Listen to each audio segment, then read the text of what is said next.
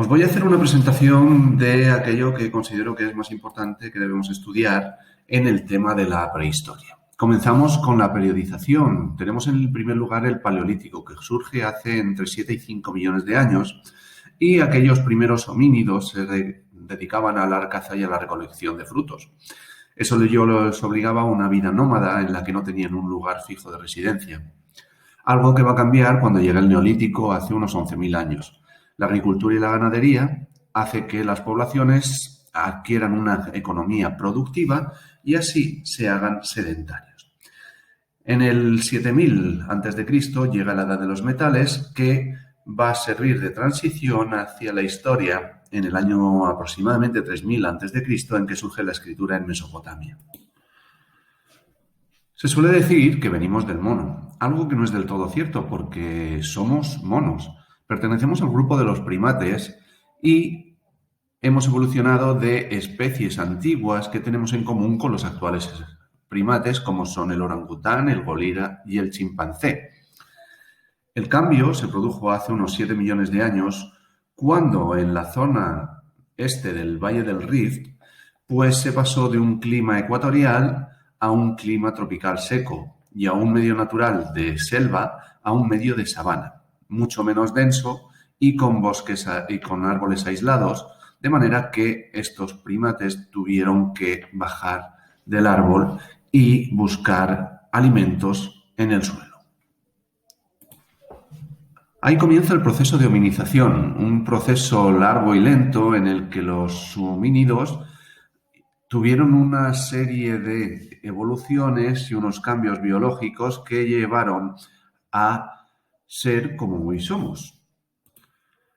Esos cambios fueron la marcha bípeda con la liberación de las manos, que a su vez produjo la evolución de nuestras manos con el pulgar oponible, que nos permite la capacidad prensil de coger y manipular objetos.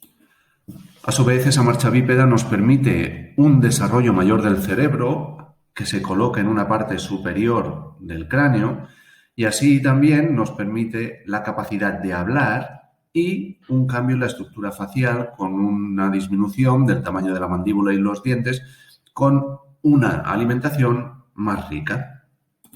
Esa alimentación más rica hace que los homínidos se conviertan en omnívoros y puedan comer tanto especies vegetales como animales. El primer homínido que tenemos constancia es el Ardipithecus ramidus. Podemos datarlo hace unos 5,5 millones de años, su aparición, en África. Posteriormente surgirán las distintas especies de Australopithecus, las gráciles y las robustas, los Paranthropus, que se caracterizan por tener unos 500 centímetros cúbicos de capacidad craneal. Su estatura no era más de 1,40 y van a sobrevivir esas especies robustas, los Paranthropus, hasta hace 1 millón de años. El siguiente paso en la evolución es el Homo habilis, que surge hace unos 2,5 millones de años, que su capacidad craneal ya llega a los 800 centímetros cúbicos y es el primero que va a realizar utensilios en piedra tallada, es decir, mediante el golpeo de 2 piedras, muy toscos, pero ya se especula que incluso podrían llegar a hablar. Aquí tenemos una muestra de los primeros útiles, conocidos como choppers o chopping tools, que son piedras con una talla muy tosca por una o por ambas caras. Así surgirán los primeros bifaces cada vez más complejos. Posteriormente, el Homo ergaster será el primero que sale de África.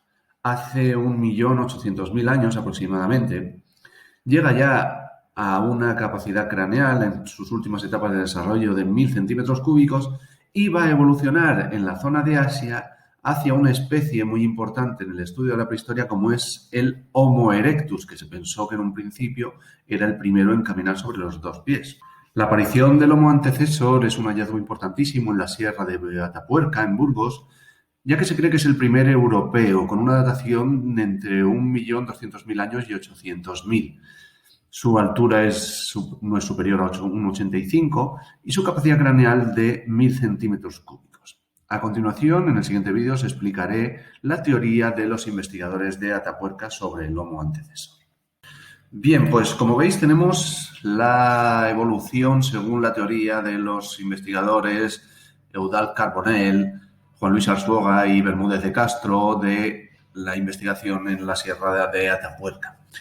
Los Homo ergasters serían los primeros que salieron de África. En Asia darían lugar al Homo erectus, mientras que en África evolucionarían hacia el Homo antecesor. Este Homo antecesor, a su vez, en Europa y Oriente Medio evolucionaría al Homo heidelbergensis y después a los neandertales, que como veis no están en la línea del Homo rhodesiensis y el Homo sapiens, que evolucionarían en África y posteriormente colonizaría el Homo sapiens todos los continentes. Pues siguiendo con la teoría de Atapuerca, los Homo sapiens sapiens, nuestra especie, aparecería hace 300.000 años en África y solo llegaría hace 40.000 años a Europa. El aspecto es muy parecido al actual de aquellos primeros Homo sapiens y su inteligencia le permitía la fabricación de útiles no solo en piedra, sino también en hueso y asta, y la realización de las primeras muestras de arte.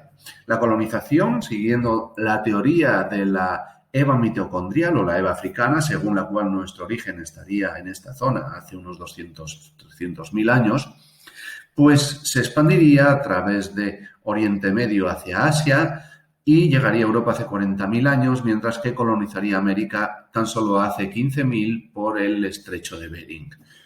Por otra parte, la vida en el Paleolítico, como hemos visto, se basaba en la caza de grandes mamíferos, también pequeños, y la recolección de frutos silvestres. Las construcciones cada vez empiezan a ser más complejas, el enterramiento se produce hace unos 40.000 años y vemos cómo las manifestaciones artísticas también comienzan hace unos 25-30.000 años. La fabricación de herramientas, sobre todo se utiliza el sílex para obtener bifaces cada vez más complejos, tallando por toda la superficie de la piedra y también obteniendo lascas, es decir, esas piedrecitas que se van desprendiendo del núcleo principal para la elaboración de otros útiles como cuchillos y también utilización del asta, el hueso y la madera para realizar arpones, agujas o propulsores. El fuego se descubre de manera casual hace unos 500.000 años, pero el Neandertal fue el que aprendió a encender el fuego con la frotación de un palo o el choque de dos piedras. Se utilizaba para ahuyentar animales, depredadores y también para calentarse y cocinar. En cuanto a las pinturas rupestres, pues entre hace 35 y 30.000 años aparecen estas pinturas realistas polícromas que caracterizan la escuela franco-cantábrica. Aparecen animales aislados y se cree que se hacían para obtener magia simbólica, es decir, para obtener suerte de cara a las actividades de caza. También las Venus relacionadas con la fecundidad, entre las que las más conocidas es la Venus de Willendorf, que apenas tiene unos 10 centímetros de tamaño. El Neolítico se produce hace unos 13.000 años en gran medida por un cambio climático que hace que el tiempo sea más cálido, de manera que desaparecen los grandes hielos y el hombre busca lugares cercanos a fuentes de agua, principalmente los ríos, en busca de recursos y allí van a comenzar a domesticar especies animales y vegetales. Eso va a hacer que se hagan sedentarios y las construcciones cada vez sean más complejas y vayan acompañadas de la aparición del tejido y también la cerámica para transportar y conservar alimentos obtenidos de la agricultura y la ganadería. Y van a surgir, al hacerse sedentarios, los primeros poblados y las primeras ciudades, de las que aquí tenéis un gráfico interesante.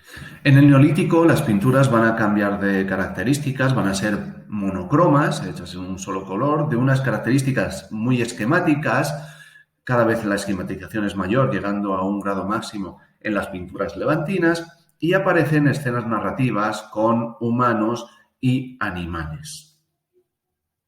En cuanto a la edad de los metales, aparece hace 7.000 años, primero con el cobre en la península de Anatolia y Oriente Medio, posteriormente aparecerá el bronce y aquí tenemos unas características de un poblado y cómo sería el trabajo de esos metales con el horno para la fundición y también para la mezcla de otros elementos como el cobre y el estaño para obtener bronce y cómo esa mezcla se introduce en unos moldes que posteriormente son trabajados. Como decía, el cobre aparece en torno al 5000, 7000 a.C., en el 3000 a.C. el bronce y por último el hierro. La aparición de los metales viene acompañada de otros inventos importantísimos como la rueda, la navegación a vela, el regadío en los cultivos y el arado. También influyen en el cambio de vida con la creación o el impulso del comercio, las nuevas ocupaciones y la creación de unas clases sociales diferenciadas según su poder. En el Neolítico y la Edad de los Metales, las principales manifestaciones artísticas van a ser los megalitos. Mega significa grande y litos, piedra. Estas construcciones megalíticas son de distintos tipos, como el menhir, que es una gran piedra alargada que se clavaba en el suelo, los dólmenes, que están formados por varias piedras en vertical y unas en horizontal, que aparecen como techumbres y que principalmente se utilizaban para la realización de construcciones funerarias, como las tumbas de corredor, que están realizadas mediante un dolmen al que se le añade un pasillo para la creación de ritos funerarios. Y el cromlech es un alineamiento de piedras verticales y losas horizontales, del que destacamos el cromlech de Stonehenge. Aquí tenemos cómo se construía, cómo hacían esos hoyos para introducir esas grandes piedras, cómo se ponían las piedras en vertical, rellenando arena en esos orificios y subiendo las grandes piedras que hacían de techumbre. Pues muchas gracias. Aquí os dejo unos enlaces donde podéis encontrar materiales que he utilizado para la realización de la presentación, además de materiales propios, y podéis encontrar muchos más recursos en la página web elprofedesocialesvicente.com. Hasta pronto.